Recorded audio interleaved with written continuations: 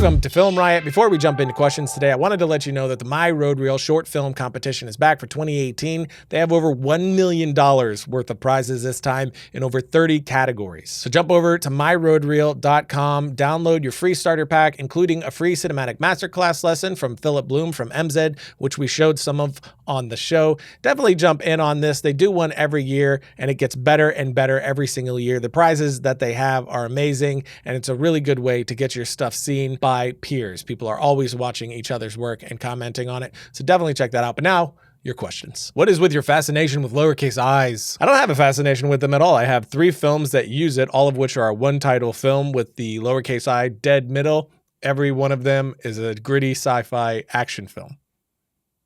So, you know, you picking up what I'm putting down? What did you run to while making Ballistic that you've never dealt with on previous films? Practical effects and stunts. I have done stunts before, but all this stuff was on a whole nother level. And then bringing in the practical effects like practical explosions and fire and live fire with the guns, with the blanks, obviously. All that stuff was new to me. I had not done that before, so it was a new experience for me. And if you don't have experience in working with that, you know, it's hard to anticipate the time and safety concerns that come along with it. So that was a whole new learning curve for me. But I feel like every production I've ever done has things that I'm learning and haven't done before. I mean, purposefully most of the time.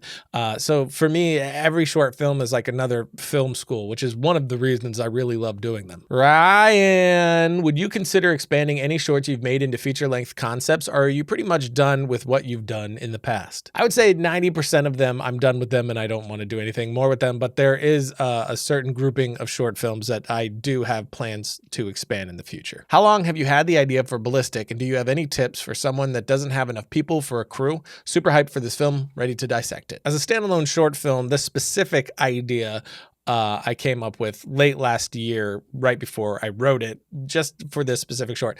There is a greater universe that I think this fits into that I've had an idea for a very long time, for probably like 7 years. But the short film itself is a unique and new idea. For crew, you don't always need one. If you don't have enough people for a full crew, you make what you can with what you have.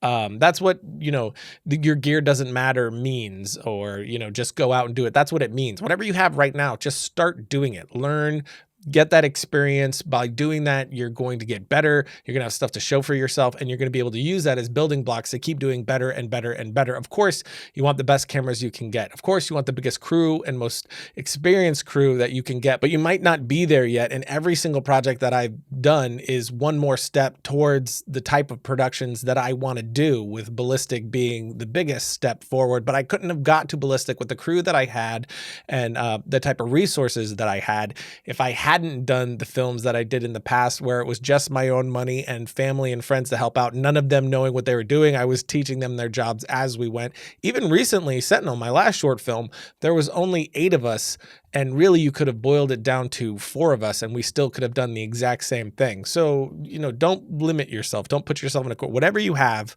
take that and go make something. When you look at the final edit, how much change did Ballistic go through compared to the original idea and script you had? Also, how proud are you of the end result? As far as the final edit, it didn't change that much. It's pretty much the same thing, but of course there's things that we found while shooting and while editing to really pull out the heart of it and what it really wanted to be and mean. And over the course of just writing it and shooting it and editing it, the story's constantly telling you what it wants to be and evolving into what it's ultimately going to become. So it's definitely different from the script, but not that much different. And yeah, of course, I'm proud of it. I'm very proud of it. I'm proud of all the artists that came together to make the thing that we made together.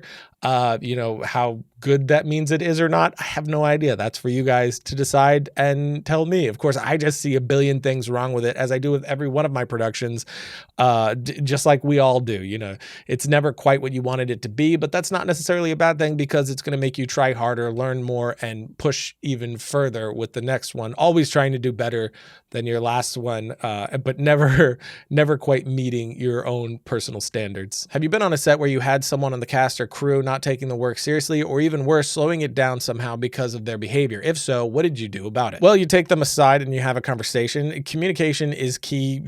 When you're on a film set, all of the people there, you're in a relationship, so you really need to have good communication. And if goofing off and having fun, all that is good. You want a good atmosphere, but if it is hurtful to the process of the production, you do need to take them aside. You need to have an honest conversation with them, not being hostile in any way, of course. They might not realize what they're doing, but if they don't respond well to that, you might need to remove them from the set if it's possible. If it's a cast member or something like that, that's a lot more difficult, but for the next one, don't bring them back. What's your process for arranging guests to come onto the podcast, and how do you actually record it? Skype, phone call? Do you fly them in? Well, so far it's just been friends, people that I know, people that I already had contact with, and I just reached out to them personally and asked if they wanted to do it, and so far they all have. You can also go on IMDb and reach out to people's representation. As far as recording it, I record right into Audition using my Rode mic. We did an episode on how I record as far as their audio goes. So far, I've lucked out that everyone has been able to record their audio on their end. So we're talking through Skype, but they're recording the audio on their end, so it all sounds as high quality as possible. There are some coming up that I will be recording through Skype, but it won't be too bad. So those are your questions. And now it's time for fun with Adobe Stock. So we'll go to Adobe Stock, search around, find something we like, oh, this guy. Oh, he's a cute little guy. We'll give him to Josh.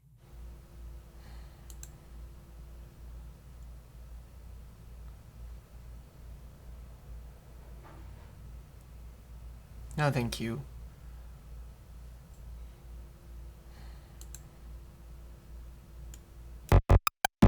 There's nothing more discouraging than having a pile of overdue paperwork just sitting there staring at you while you try to work or do anything you enjoy at all. Well, our friends at FreshBooks have a cloud accounting software that will give you more time to do the work that you love and not feel discouraged by the paperwork demon. FreshBooks has been redesigned from the ground up and custom built for the way that you like to work. It's the easiest way to be more productive, organized, and most importantly, get paid quickly. The all-new FreshBooks is not only ridiculously easy to use, it's also packed full of powerful features. You can create and send professional-looking invoices in less than 30 seconds, set up online payments with just a couple of clicks, and get paid up to 4 days faster. You can see when your client has seen your invoice and put an end to the guessing games. Of course, right now, FreshBooks is offering a 30-day unrestricted free trial to you guys. All you got to do is go to freshbooks.com/Film Riot and enter Film Riot in the How Did You Hear About Us section.